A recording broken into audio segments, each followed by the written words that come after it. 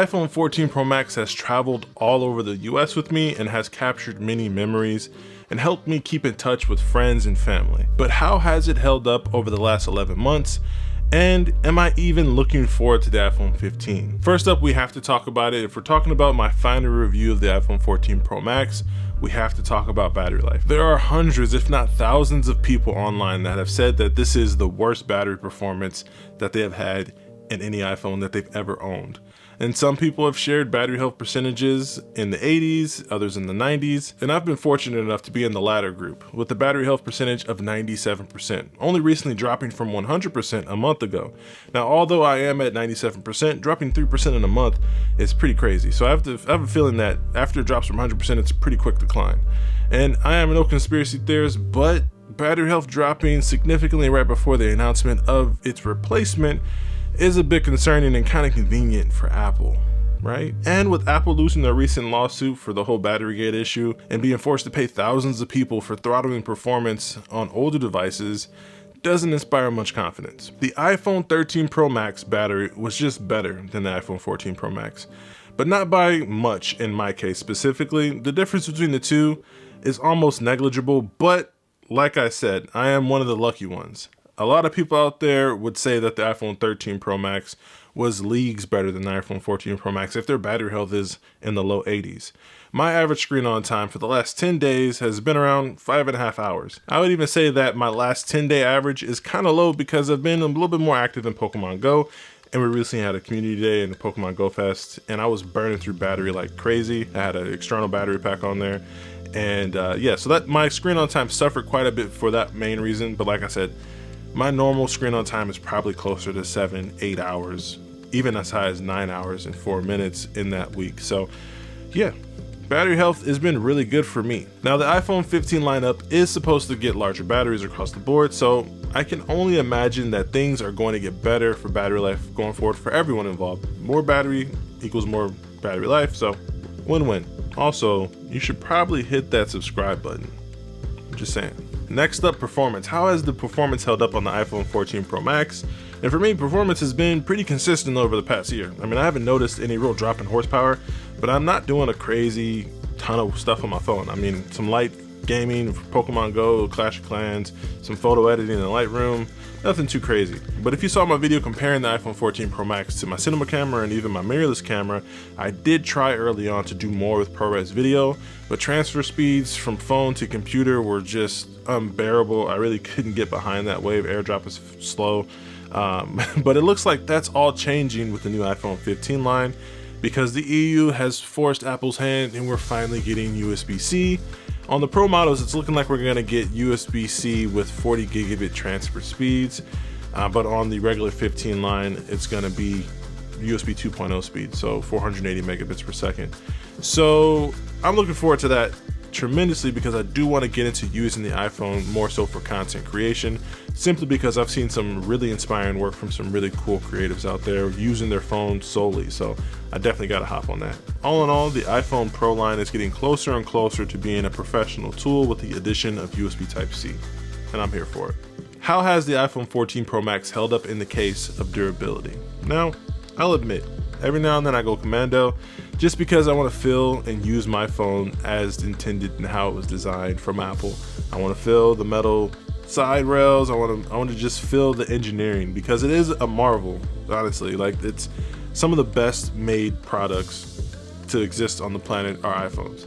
And sometimes I don't wear a case, but I rarely leave the house without a case. So normally when I don't have a case, I'm in the house and there's carpet around, there's soft things, couches, pillows. I don't have to worry about cracking my screen or breaking my phone. When I do decide to throw a case on my phone, it has to be of quality. It has to be minimal. It can't be too bulky. I'm kind of particular about my cases. And lately I've been using the Aspen case from Andar. They actually sent out a case for me and my wife and also a case for my AirPods. They're great quality. And actually I've been using Andar coincidentally for probably the better part of a decade. I've been using this Andar Slim wallet for the longest time. It even has a beautiful patina on it.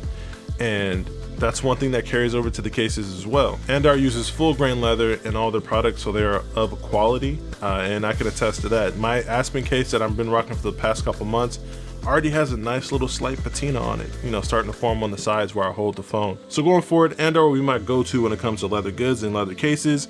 I'll be using them for my AirPod cases, my iPhones, any device that they support, I'll get a leather case for it. And if you want to check out any leather goods from Andar, click the link down below in the description and use code FRESH15 for 15% off your purchase. They got everything from backpacks to laptop sleeves, stuff for your iPad, dog collars, wallets, AirPod cases, tons of stuff. Check them out. One word that sums up my camera experience with the iPhone 14 Pro Max is consistent. I've even used it at work when editing videos for John Rettinger because it blends perfectly with certain shots. Apple has been doing well in implementing new video features like cinematic mode and action mode, so I'm excited for whatever they decide to bring to us this year, whether it's going to be the evolution of those past features that I've already mentioned or something new altogether.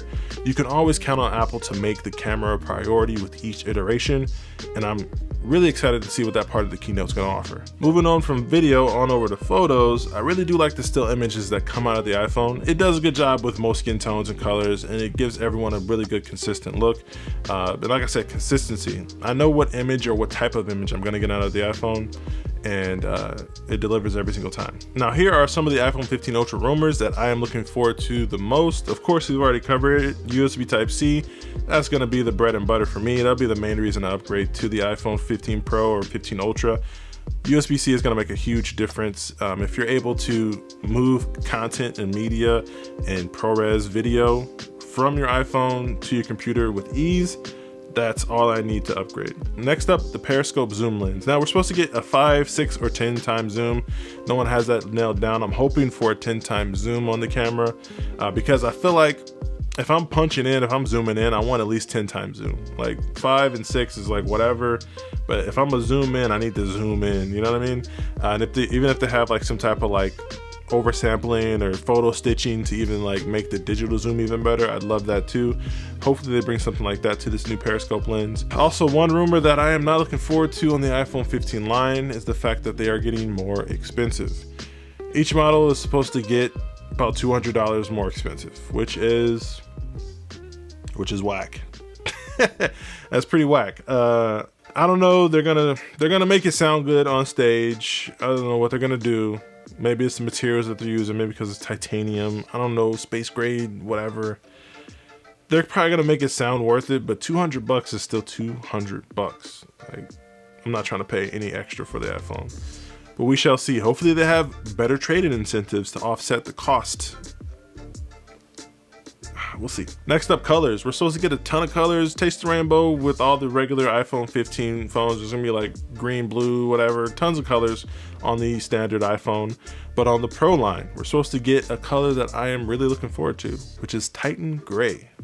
Titan Gray is the one. Of course, there's gonna be like the version of black, the version of silver, which is like the white. And then there's no gold this year, but there's gonna be a dark blue. But Titan Gray is the one. That's the one for me. Now, at the end of the day, the iPhone 14 Pro Max has served me well this past year, but should you upgrade? Honestly, I think that if you have an iPhone 12 or older, it may be time to consider upgrading. Not saying that you have to, maybe you even just need a battery swap, but now is the time to start entertaining the idea of upgrading if you have a 12 or older, because you're gonna get things like ProMotion, you're gonna get the Dynamic Island, you're gonna get a significantly better camera, better battery, you know, better all around, just better. But if you have iPhone 13 or 14, I would say that these rumors and leaks aren't in the slightest that impressive, and I wouldn't upgrade at all. Of course, that's all subject to change. If they get on stage and wow us, then you know, there might be reason for you to upgrade. You can, you know, vote with your wallet at that point. But if one thing's true about Apple is normally the leaks are right. So I'm hoping for a wow moment. I'm hoping for one more thing, but we shall see. Until next time, stay fresh. Peace.